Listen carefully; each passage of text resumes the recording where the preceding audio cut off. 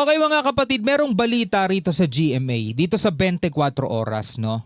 Nakipagtapatan sa mga barko ng China ang mga barko ng Pilipinas, mga tol. Kahit na pinipilit tayong itaboy ng mga barko ng China at pigilan yung ating humanitarian mission, yung kadiwa na ginagawa natin palagi dito sa karagatan malapit sa Bajo de Masinloc para mamigay ng ayuda sa ating mga kababayang mangingisda. Well, pag-usapan natin to mga tol, samahan ninyo ko. I'm just a young nigga chillin' on it. First time I seen ice was a Alright, welcome ulit sa ating bagong video, reaction, review, commentary, opinion, criticism at kung ano-ano pa. So magbibigay ulit tayo ng komento, opinion at reaction dito sa balita mula rito sa 24 oras mga tol. Sabing gano'n, no? Kahit tinangka daw na itaboy ng mga barko ng China ang mga barko ng Pilipinas, yan ay sa gitna ng paghahatid natin ng ayuda sa mga Pilipinong mangingisda. Biruin nyo mga tol, wala tayong nakikitang threat dyan. Wala tayong nakikitang banta para sa kanila. Pero, 'di ba? Tinataboy nila tayo sa loob ng ating EEZ kahit na etong ginagawa natin ay humanitarian mission to, pagbibigay ng ayuda, krudo, groceries para sa ating mga kababayang mangingisda, pinipigil nila. Pero sabi, nakipagtapatan daw ang ating mga barko. Well, ito ang ating pag-uusapan para makuha natin ang buong detalye. Papanoorin natin tong report mula rito sa 24 oras. Bago natin to simulan, huwag niyong kalimutan mag-subscribe, click nyo na rin ang notification bell para ma-notify kayo whenever na may mga bago tayong reaction video tulad nito. At kung ikaw naman ay nanonood sa ating FB page, syempre huwag mo rin kalimutan mag-follow and like. Nasa 169,000 na po tayo. Maraming salamat. Alright, huwag na natin patagalin pa. Panoorin na natin to mga tol. Tapatan sa mga barko ng China, mga barko ng Pilipinas. Yan sa gitna ng paghahatid nila ng ayuda sa mga Pilipinong mangingisda sa Bajo de Masinloc. Again mga tol, pumupunta tayo dyan sa karagatan na yan, hindi para makipagtapatan ng lakas o para harasin sila o para takutin sila mga tol. Kasi bakit naman natin tatakutin yan na mas malaki sa atin yan? Diba? Kumbaga isipin mo na lang, kaya mo bang sindakin yung taong mas malaki sa'yo? Diba? Hindi. So ganito rin yun. Hindi natin kayang sindakin yung puwersang mas malaki sa atin. Nandirito tayo mga tol para tulungan yung ating mga kababayang mangingisda. At yun ang ginagawa ng ating Coast Guard at ng BFAR. Nakatutok si Chino Gaston. Misulang David and Goliath ang tapatan ng mga barko malapit sa Bajo de Masinloc. David and Goliath, diba? Kasi grabe yung laki ng mga barko nila. Sa loob ng Exclusive Economic Zone ng Pilipinas kaninang umaga, mga barko ng Bureau of Fisheries and Aquatic Resources at Philippine Coast Guard laban sa mas marami at mas malalaking patrol vessels ng China Coast Guard at People's Liberation Army Navy. O isa pa mga tol, biruin mo Coast Guard lang at saka BFAR yung barko natin mga tol. Sila, mas marami na ngayong Coast Guard, may mga warship pa. Tapos bukod doon mga tol, meron pa sila mga militia vessels. So paano natin sila sisindakin sa tingin ninyo? Nasaksihan ng mga taga-media ang mga pangyayari habang sakay ng Cessna Caravan aircraft ng BFAR sa regular na maritime domain awareness flight sa lugar. Ilang beses ding nag-radio challenge ang isang Chinese warship na sinagot naman ng BFAR aircraft. Nire-radio challenge tayo ng Chinese warship. Yeah, we're beyond the 200 nautical mile EEZ of your country. This is You are beyond the 200 nautical miles EEZ of your country. Please review your chart. Sa atin yan, no? Galing sa atin yan mga tol. Kumbaga pinapayuhan natin sila na tignan nyo yung chart nyo. Tignan ninyo yung tawag dito, yung inyong mapa.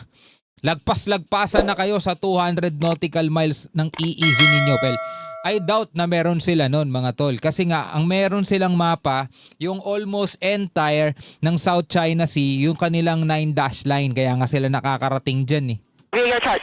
Salita ng Philippine Coast Guard at Bureau of Fisheries and Aquatic Resources na nagsasagawa ng maritime domain awareness flight sa may Bajo de Masinloc. At sa pagkakataong ito, kasabay tayo ng BFAR. At dito natin nakita malapit sa Bajo de Masinloc ang ginagawang pagtataboy ng China Coast Guard at maging ang kanilang mga warship sa mga barko naman ng Philippine Coast Guard at BFAR. Pero hindi ko alam kung merong report dito na sila'y ng water cannon o ng habol.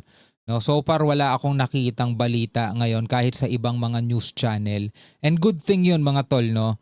Siguro kahit papano parang nag-iingat na rin sila. Sabi nga gano'n ni Commodore J. Tariele, naninibago daw ang Coast Guard kasi hindi na daw binabanggit ng mga China Coast Guard yung paborito nilang sabihin na indisputable.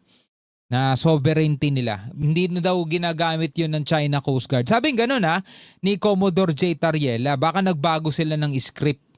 Nagpunta roon ng 4 na barko ng BFAR at ang BRP Cape San Agustin ng PCG para sa regular na kadiwa para sa bagong bayaning mangingisda program na naghahatid ng tulong sa mga mangingisdang Pilipino. Yan, nagbibigay ng krudo, nagbibigay ng groceries, yan ang mga tulong na ibinibigay nila sa mga mangingisda. We were able to monitor 2 destroyer-class PLA Navy, and the other one, ito pa rin yung replenishment vessel na nakita natin for so many weeks already. And there are also 6 China Coast Guard vessel. It has always been a David and Goliath battle. Laki. Ang laki ng hukbo nila mga tol. Kaya David and Goliath talaga. Pero syempre, kumbaga, tayo yung David syempre. Kasi unang-una, tayo yung sinusuportahan ng international law. Tayo yung kinakatigan ng batas. Tayo yung nasa right side. Tayo yung tama, mga tol. Sila si Goliath, kung titignan mo, very intimidating, di ba? Nakakatakot. Pero kung tayo, mga kapatid, ay nasa tama, tutulungan at tutulungan tayo. Despite of our size, despite of our limited number of assets, patuloy nating i-deploy ito at patuloy nating tinitindigan ng West Philippine Sea. Tama. Inikot din ng BFAR aircraft ang buong bahura kung saan nakita muli ang mga kulay dilaw na boya sa labas at loob ng Baho de Masinloc na nilagay ng China. Hanggang bukas mananatili ang mga barko ng BFAR malapit sa Baho de Masinloc para magbigay ng krudo, yelo, pagkain at iba pang supply sa mga mangingisdang Pilipino. Samantala, sa nagtapos ng 9th Bilateral Maritime Cooperative Activity ng Pilipinas at Amerika, nagsagawa ng surveillance operations ang BRP Jose Rizal kasama ang USS Rafael Peralta ng Amerika. Kasama naman ang FA-50 jets ng Philippine Air Force sa Maritime Patrol ang P-8A Poseidon ng US Navy. Para sa GMA Integrated... Okay, so lagi natin ginagawa yan. Diba? Kasi nga kaalyadong bansa natin yung Amerika at meron tayong MDT dyan. Na alam naman natin every time na nagsasagawa tayo ng mga ganitong aktibidad, laging tumututol dyan ng China. Bagamat ginagawa din nila yan mga tol, pero para kasi sa kanila sila lang ang tama eh. Ginagawa nila yan, kasama pa nila ng Russia, di ba? Binigyan natin ng reaction video. Pero less than 24 hours lang mga tol, isinagawa rin ng Japan at saka ng Amerika yung pagpapalipad din at 2 B-52 bombers nga, nuclear bomber yon ng Amerika at saka ng 6 na fighter jets ng Japan. 3 F-35 at 3 F-15 naman ang pinalipad nila mga tol. So kung makikita mo dito sa ating rehiyon mga tol, nagkakaroon ng mga ganitong tapatan ng puwersa. Isa lang ang rason mga tol isa lang ang dahilan. Yung kawalan ng respeto sa teritoryo ng kapitbahay mong bansa. Kahit sa isang maliit na komunidad mga tol, magkakaroon ng kaguluhan kapag hindi ka marunong rumespeto sa nasasakupan ng iyong mga kapitbahay. 'Di ba? Halimbawa na lang magkapitbahay, 'di ba? Yung bakuran ng kapitbahay mo inaangkin mo pa talagang aawayin ka nun. O kaya kahit ikaw magagalit ka eh.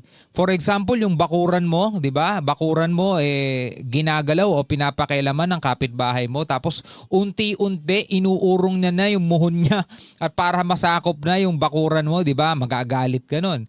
O kahit nga lang dun sa tapat ng gate mo o sa tapat ng pintuan mo kapag pinaradahan nila ng sasakyan, 'di ba? Magagalit ka rin eh. Kahit na sabihin na nating hindi na ikaw may-ari ng kalsada, pero kawalang respeto pa rin yung paparadahan yung harap ng gate mo.